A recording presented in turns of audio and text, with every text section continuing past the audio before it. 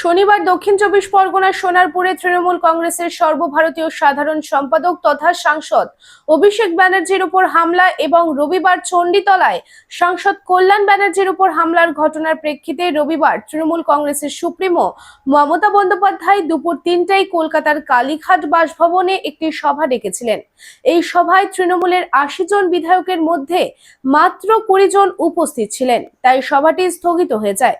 তবে সোমবার এই ঘটনার পরিপ্রেক্ষিতে কলকাতায় রানী রাসমণি রোডে একটি প্রতিবাদ কর্মসূচি অনুষ্ঠিত হবে।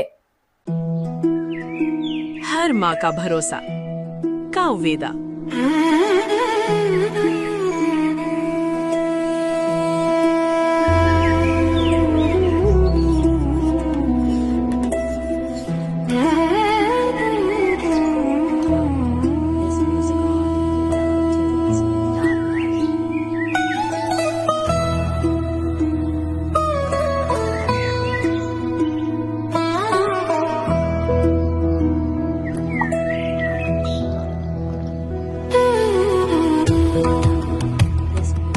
हर जरूरत के लिए हर टाइप का दूध और हर घर के लिए एक ही नाम, कावेदा।